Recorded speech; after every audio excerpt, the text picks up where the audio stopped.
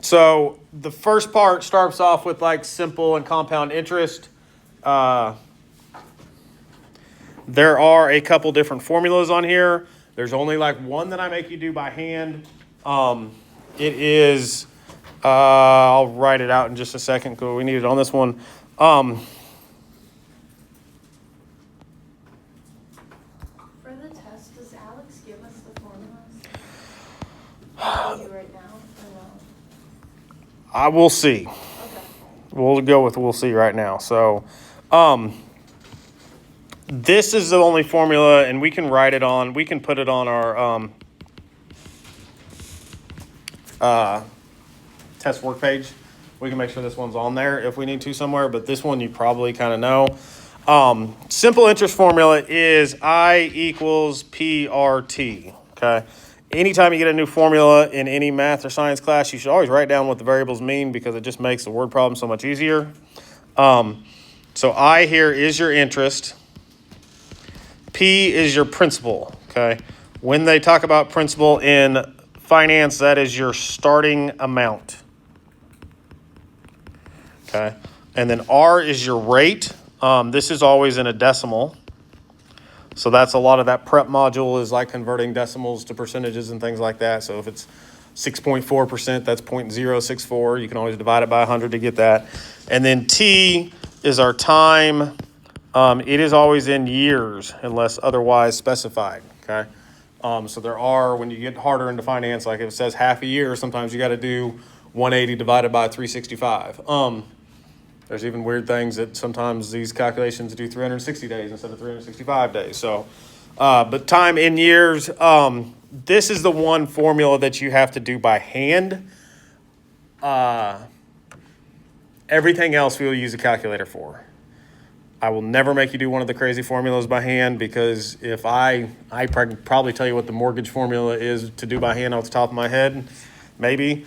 But if I was going to buy a house, I wouldn't use that formula. I would Google it. So in these two sections, we will make sure that any of those crazy formulas, we have a website that does it for us, okay? So one of the things you'll have to do is figure out which website goes with which topic.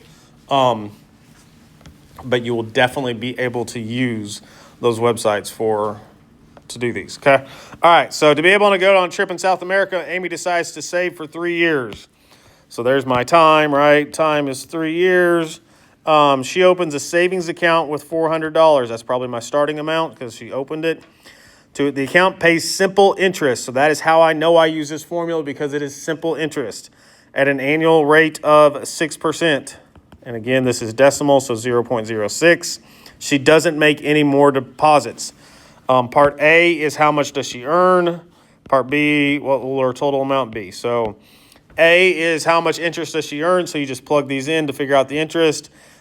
P times R times T. Probably need my calculator today. And again, this should be the only one that you have to do by hand, which shouldn't be hard. By hand as in like type it in a calculator. So she earns $72 worth of interest, and then her total amount would be she started with 400, she gained 72 in interest, so now she has 472. Okay. So the simple interest on these is pretty easy to work through. That is the one formula that you might have to know. You probably have heard of that before anyways. I equals PRT. I'll try to give it to you on the test as well, but that's the only one that you really have to do by hand.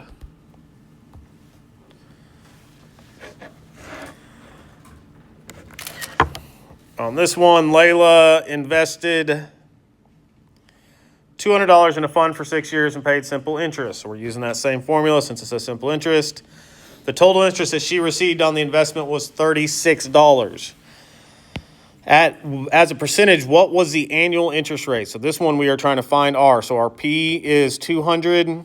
As soon as we see simple interest, by the way, we know it's I equals PRT. T is 6. The earned $36 investment, and we are trying to find the rate. So I'm going to put a question mark. So on this one we do, we know it's 36 equals P. We don't know what R is and T. So we can multiply those. That's 1200 R. And you do have to do a little bit of algebra. So to divide by, to get R by itself, you divide both sides by 1200. And R equals 36 divided by 1200 is 0.03, which is 3%. I was trying to decide how nice I was going to be. Should I give you a simple interest calculator too?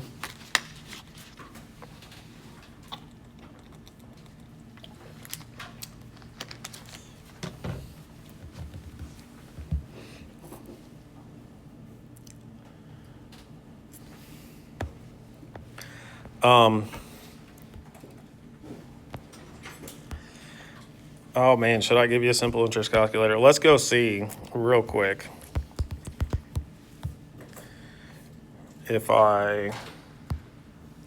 so on Canvas, there should be a link on there that says financial calculators. Let's see if I gave last semester a simple interest calculator.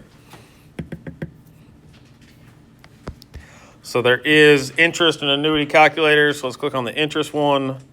I did not give them the simple interest calculator, but I'm kind of tempted to be nice. Maybe I should tell you all who are here and not the people who are not here.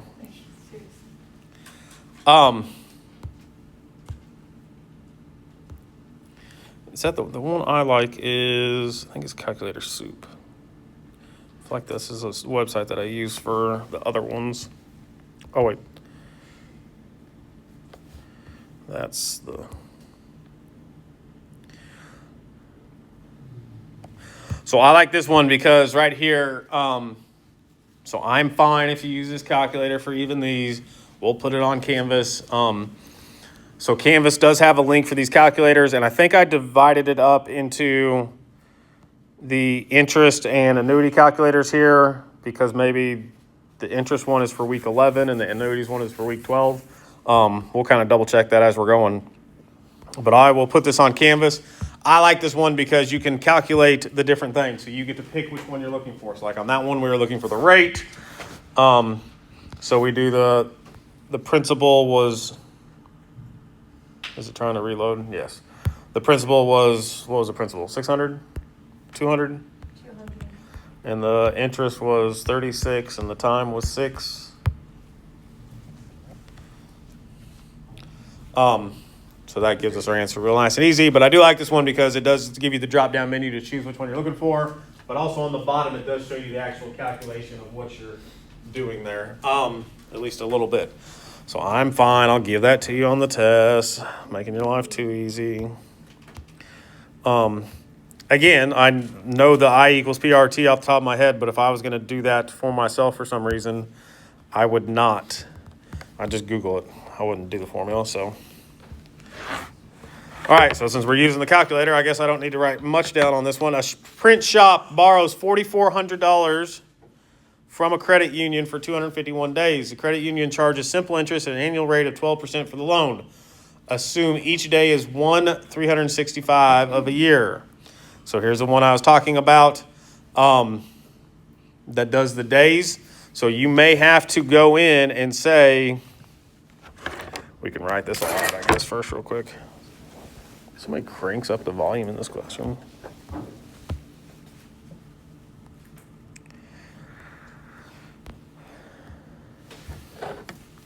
So just to label everything that we need for this problem, it's still I equals PRT. And again, I know that when you go mix these all together on the test, that's the hard part. But as soon as you see simple interest, you know it's that formula. They started with 4,400 on credit. My rate was 12%. 12%, so I'm going to do 0.012, well, 12. If I'm doing it by hand, I don't know. We'll see what the calculator does.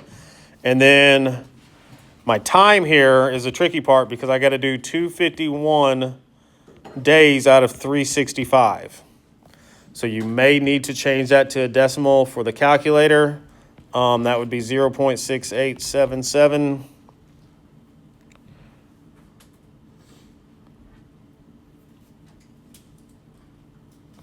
I'm going to go ahead and work this out real quick. So I multiply the principal times the rate times the time, just so I can get my answer right here and write it down. But then we'll go over to the calculator. And then for the total amount, so if she doesn't make any payments, find the amount owed. They would owe $4,630.09. This is $4,400 plus the interest. So they pay the original amount plus the interest.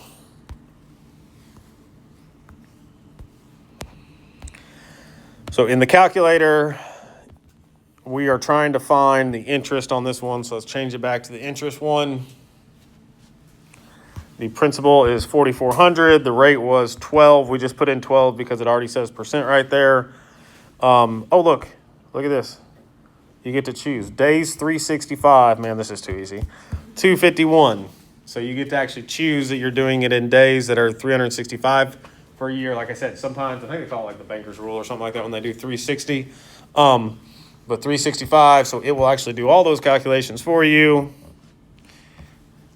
and get that number 363.09. This one, I guess, does not give you the total amount, the total cost of the loan, but I think y'all can handle adding, right? There probably is a calculator that gives you the total amount, but I'm not going to go search for it right now. What's next? Finding the principal rate and time whose term.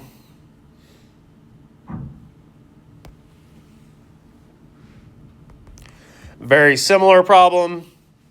Lucy took out a loan for $10,500 and was charged simple interest rate at an annual rate of 8.8%.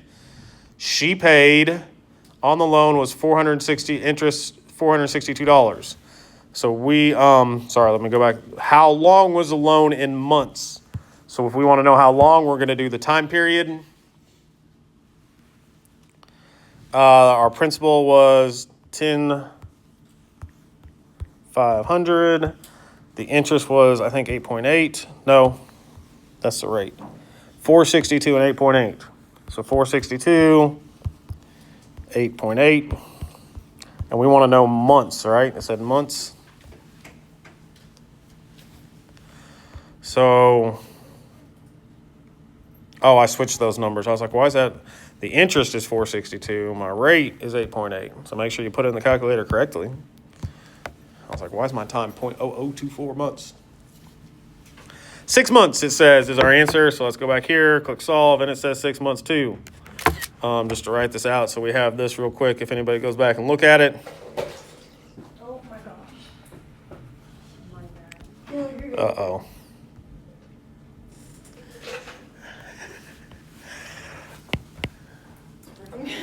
Yeah, I don't even know what to tell you to do. So we know it's I equals PRT because of simple interest. RP is 10,500. Our rate is 8.8 or 0.088. Our time is what we don't know, and we're looking for it in months. And our interest is 462. Okay.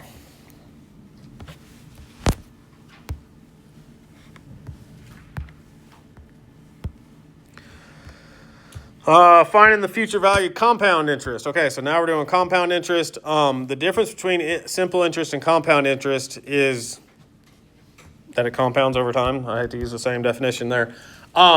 Simple interest is always based on the original amount. Okay, so we have a compound interest calculator right here, but sorry, which one are we doing? Finding the future value and interest.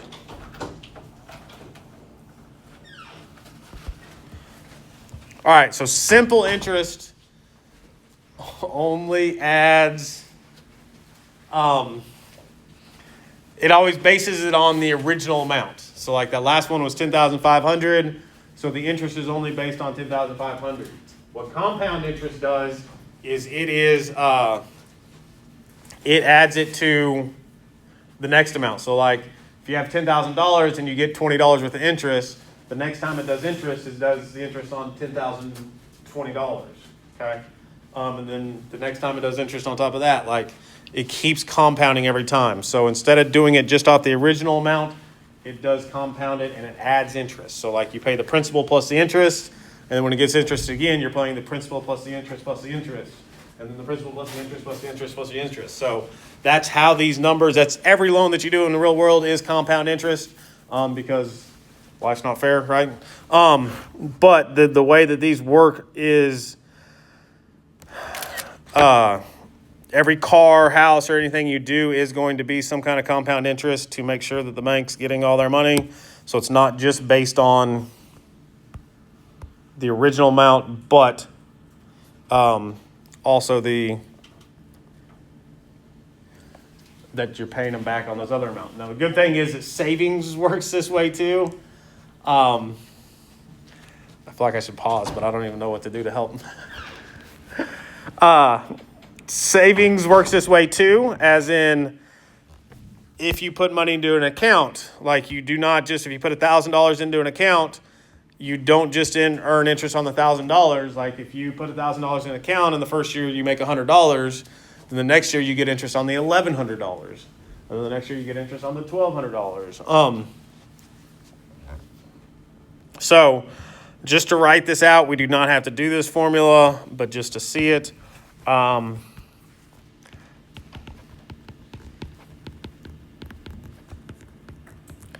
This is what the formula looks like. We are going to use the calculator for it, but just kind of talk about it real quick.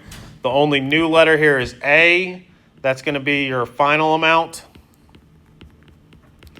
And then N is a new letter. P is still principal, R is still rate, T is still time. But N is the number of times compounded. Okay? The number of times compounded. So,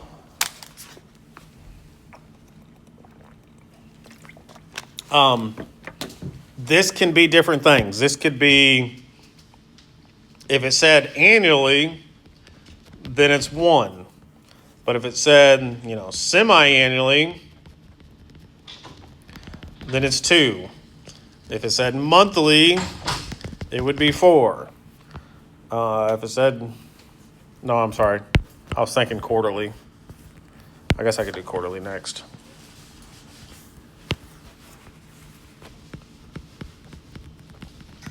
Quarterly would be 4. Monthly would be 12, right? So that tells you how many times it's being compounded. I don't know when we'll run into this, maybe in a second. But I'll go ahead and write it here so we have it. The other one here is this E is the number E. It's like 2.72.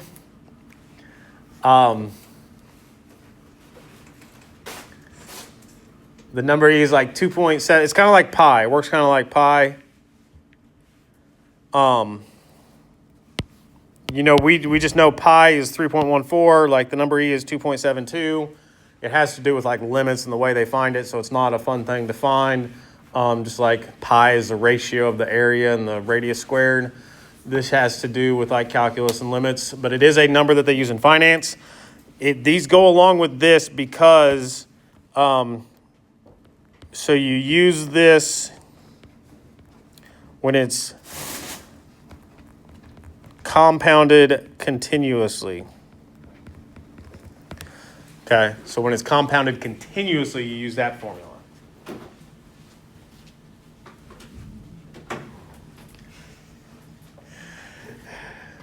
You did a good job cleaning it up.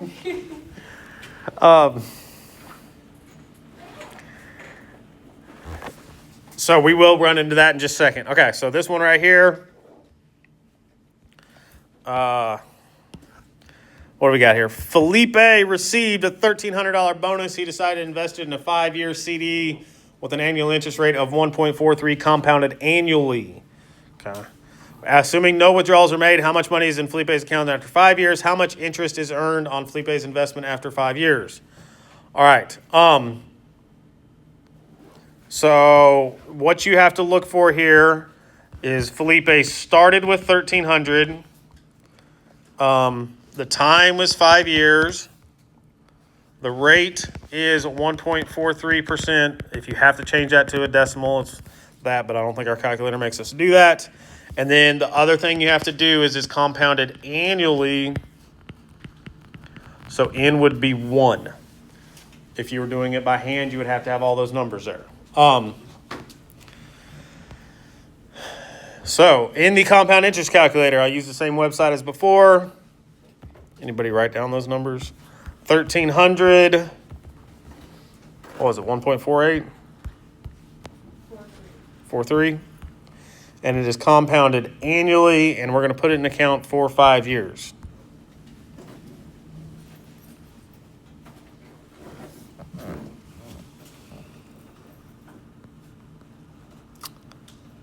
So this one actually does all our work for us. So our interest, Felipe gained 95.65 interest.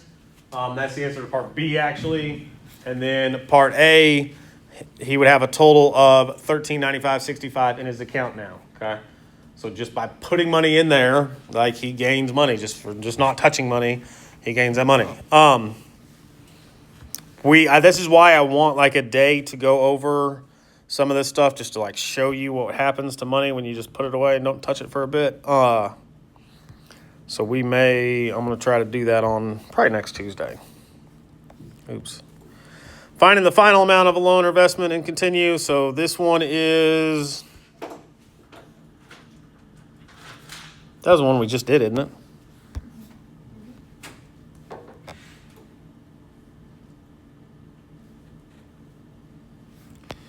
Oh no, I guess maybe that was a little different. My goodness, why can't I? Oh, this is the continuous one.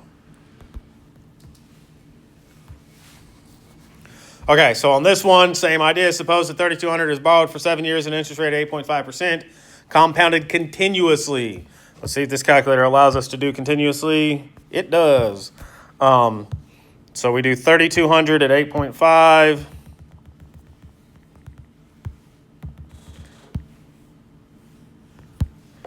And then how many? 7 years.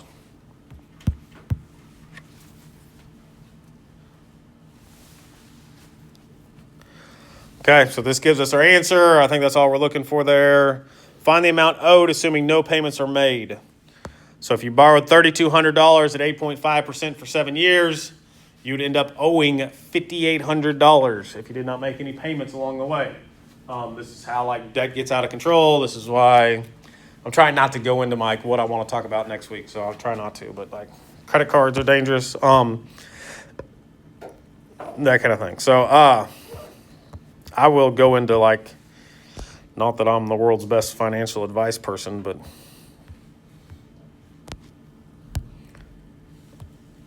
there's just, I'm math. I can do math, so I can make math make sense. So make sure this one's compounded continuously. It's the same calculator. You just got to be able to change that compound to whatever you want on these. I don't have anything to write on that one really because we're just using compound and computing the total cost and interest for a loan. Actually, let me go do. We'll just computing the total cost and interest for a loan.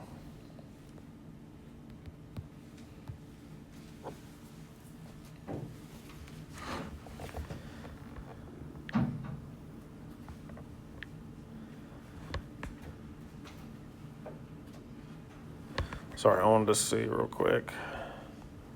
I don't think this one like has a formula. You just got to think through it.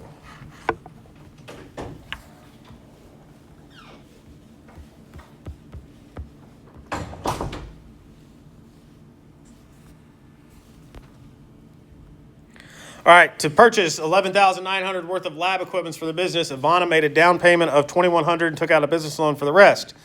After 3 years of paying the monthly payment of $29,814, she finally paid off the loan. What was the total amount Ivana ended up paying for the equipment? Okay, so she put a down payment of $2,100. That's how much she started with. And then for 3 years, She paid $298.14. So every month she made monthly payments. So that I need to take this times 36. 298.14 times 36 is 10,733.04. But she also paid the $2,100 up front. So she paid 12,833.04. It's 12,833.04. Okay. So she $11,900 worth of equipment. She ended up paying $12,833. So how much interest did she pay? So I do that number minus 11,900. 12,833.04 minus 11,900 is equal to 933.04. Okay. This is a very important thing, and again, this is one of the things that I probably will talk about next time. But anytime you take out a loan for a car, or whatever it is, anything that you do that has interest on it, is you always want to figure out the total value on it, okay? Because then you have to make the decision, just like this simple calculation right here, and you can use a calculator. She's paying $11,900 worth of equipment, right? But by financing it, she's going to end up paying $12,833. So she's just giving the bank $933 for the fun of it. So you have to decide, like in your personal life, like is it worth it to like have that money and not come up all up front? Is it worth $933 over 3 years? Like, is it worth $300 a year to, if you had the money to pay off all $11,000 all at once? Is it worth $300 a year to just finance it and keep that? And that's kind of one of the things that I want to talk about on. Try to do it next Tuesday. But like these things always come up in different parts of life when you don't want them to, and that's just the way it works.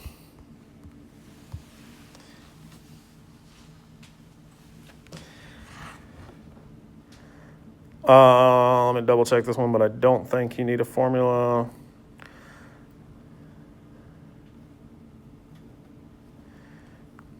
I think this one's kind of annoying. Step 8, my goodness.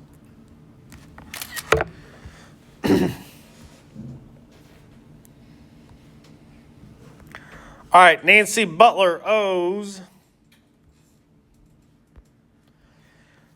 $50,400 on a 10% 110-day note. On day 75, she pays $10,800 on the note. On day 90, she pays an additional $25,200. Based on the U.S. rule, calculate the following. Use a 360-day year. Round all your answers to the nearest cent.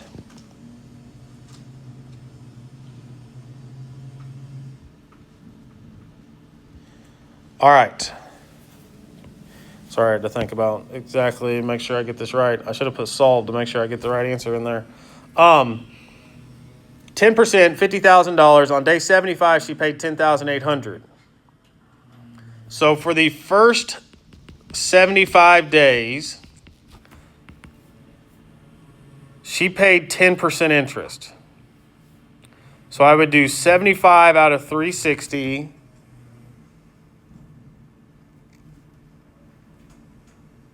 Oh, man, I don't want to do this wrong. Let me double check one more time.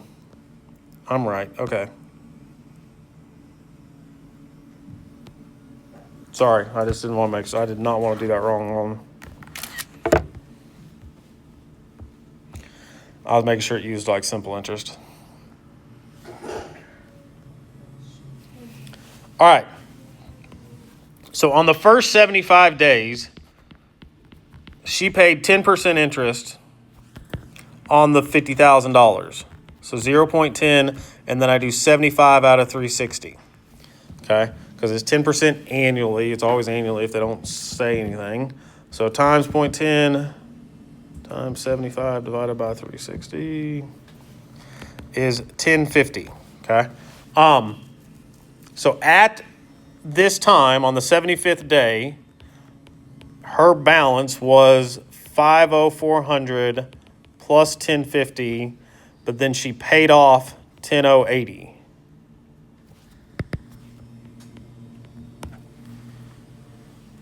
So plus 50,000 minus the 10080 So now her new balance after her first payment is $41,370. Okay. So on the first 75 days, she got $1,000 worth of interest, but she paid $10,000 off. Okay. Now we go to the next days. The first thing you do is on day 90. So 90 minus 15. 90 minus 75 is 15. So she's still going to have interest, but now she only has interest on that $41,370, and it's for 15 out of 360. So times 0.10 times 15 divided by 360 is 172.38. So on the 90th day, she had a balance of 41,370. She added 172.38 interest, but then she's going to subtract. How much does she pay? It pays an additional 25,200. Okay, so you have to figure out the interest for each interval. So it's in between the 75th and 90, there's only 15 days worth of interest on that new balance. Does that make sense? And then, so you take the original amount or the amount that she was at, plus the interest, then minus her payment to figure out her new amount. So I'm going to do plus 41370 minus 25,200. That's 16,342.38. Okay, so that's number 2. And then the balance at maturity. So it's a 110-day note minus the 90 days is 20. So I do 6342.38 times 10%. The 20 days is the 20 days from day 90 to day 110. Okay, so I do that times 0.10 times 20 divided by 360 is 90.79. So she was at 16,342.38, and then I add 90.79.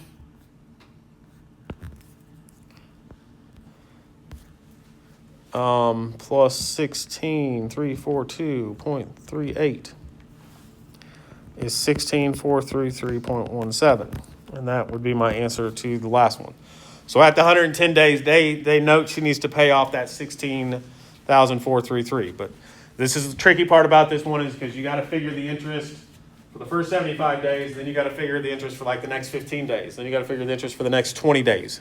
And those interests are going to be based on whatever her balance was at that time. So like just to write real quick here. Balance, interest, payment. Same thing on this one. Balance, interest, payment.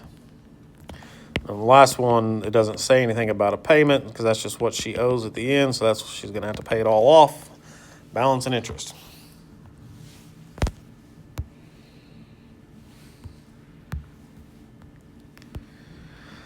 Calculating, comparing, I'm going to want you all to use a calculator. So calculating, comparing simple interest versus compounding interest.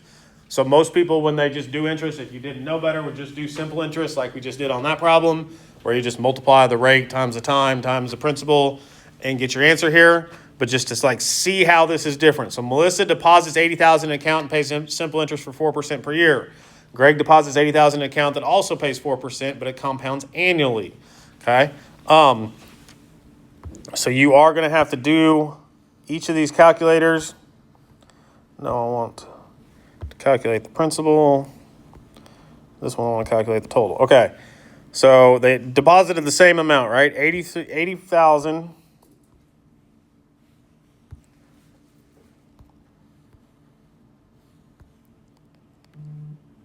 Calculate the interest. I want to calculate the interest. So they deposited $80,000, rate of 4%, and we're just doing 1 year because you're going to just do the first year first, okay? So my interest is $3,200. So Melissa was the simple, right? So $3,200, and then Greg same number, 80,000, 4%. It was annually, and we're just doing 1 year to start, okay?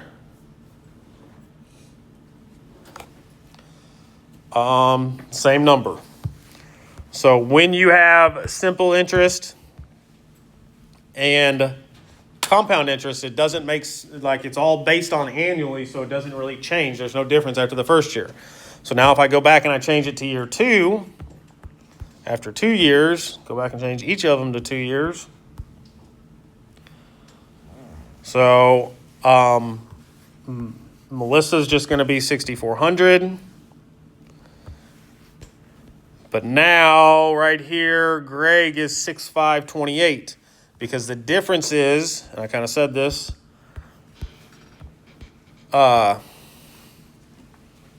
Melissa every year is only getting interest on 80,000. But Greg gets interest on 80,000 the first year. The next year he gets interest on 83,200. So it compounds, it adds to it every time. So hers is never going to change. It's always going to be 3,200, whereas his is going to the next year it's going to compound on the 86,000. So what's my number there? 9,989,12.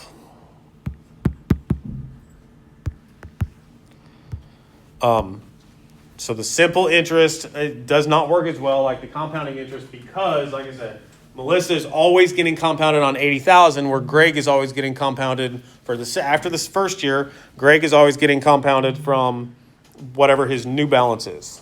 Sorry.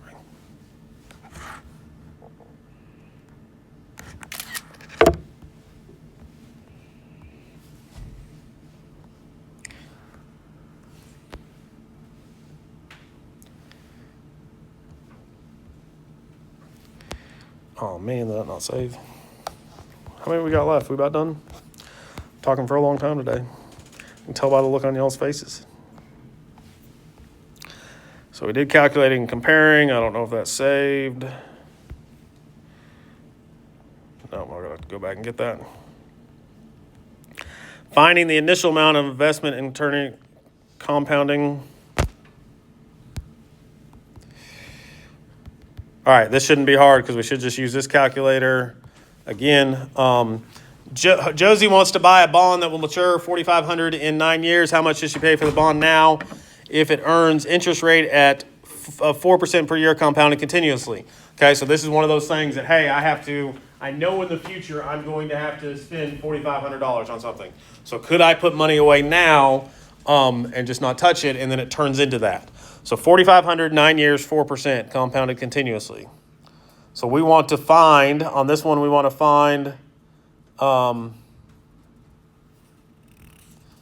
the principal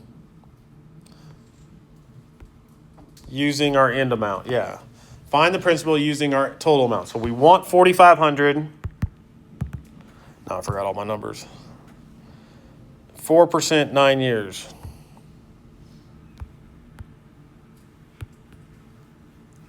4%, 9 years, and we said compounded continuously, right? Okay, so 4% compounded continuously for 9 years. I want to get I know I'm going to need $4,500 in 9 years, so I only need to put in $3,139.54 right now, and then it will turn into $4,500 in 9 years.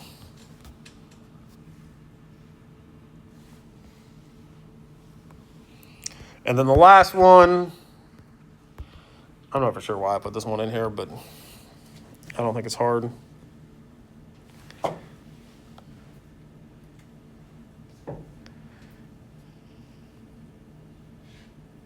I am deleting this topic. If you've already done it, sorry.